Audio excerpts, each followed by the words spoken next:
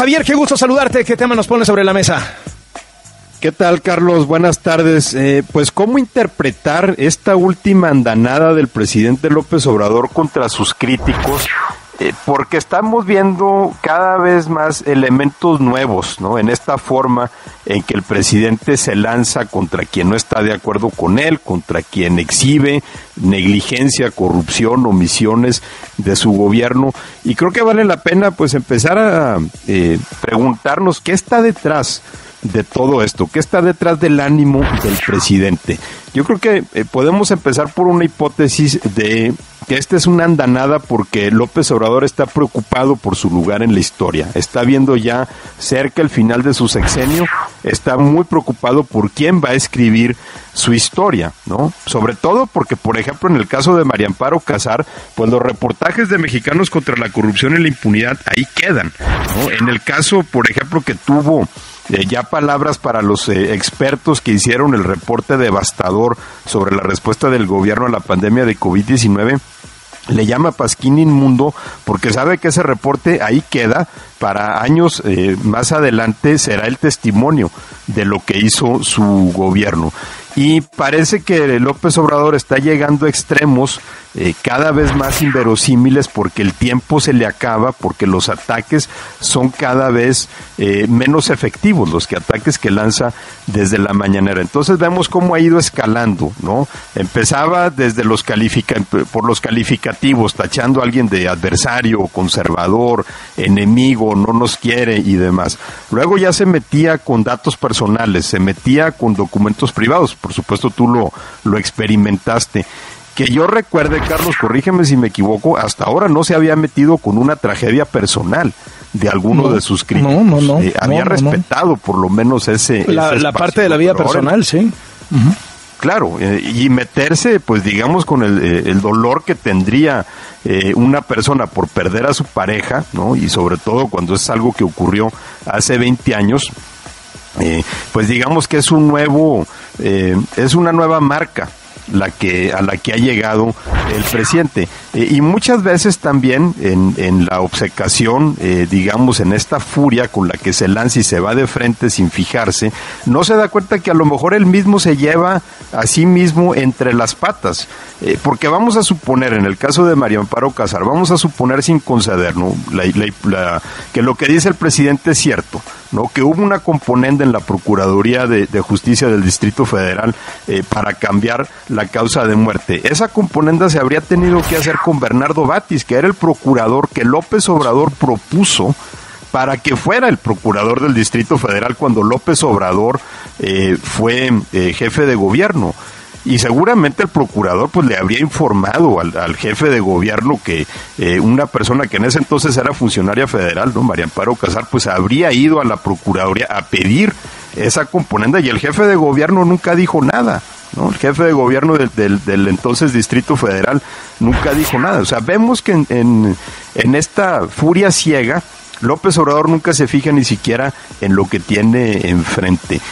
Quiere escribir la narrativa de su sexenio, pero en una época en que esa escritura está cada vez más fuera del control de los protagonistas. Y lo hace porque él no quiere pasar a la historia como un presidente más.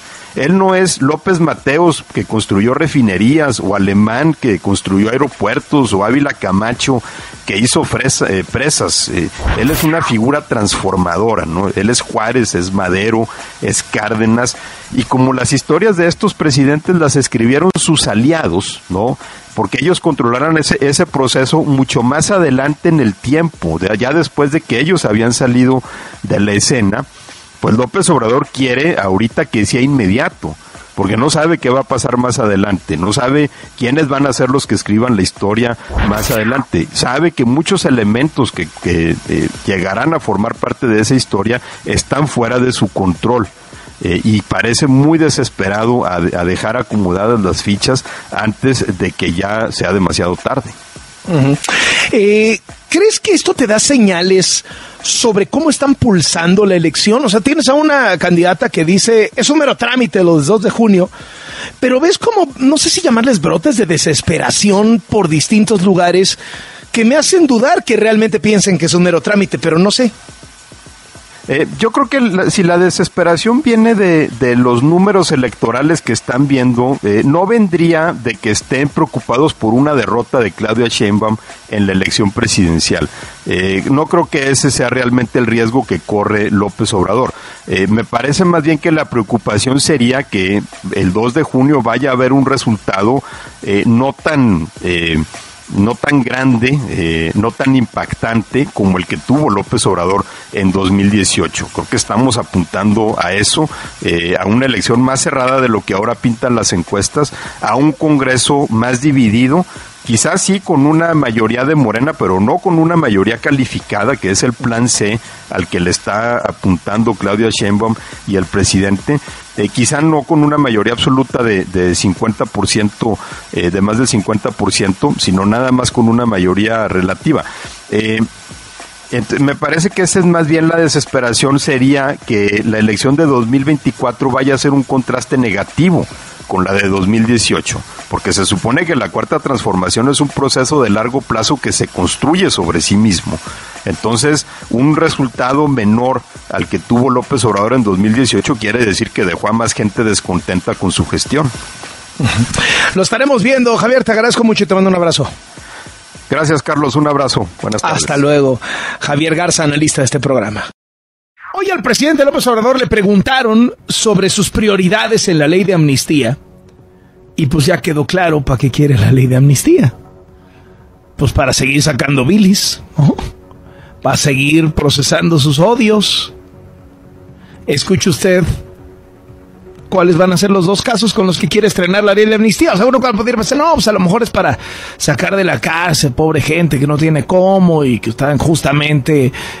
No, hombre, la prioridad del presidente es ventilar sus odios. Y pues ya sabe quién es uno de los que más odia, ¿no? Aquí su servidor y amigo. Entonces, pues, va con el caso de Ayotzinapa, pues, para pegarle a la oposición y recordar el PRI, ¿verdad? Y va con el caso Florence Cassés, pues, para echármelo a mí encima. Así, clarito, cantadito. Para está la ley de amnistía. ¿Quién lo iba a pensar?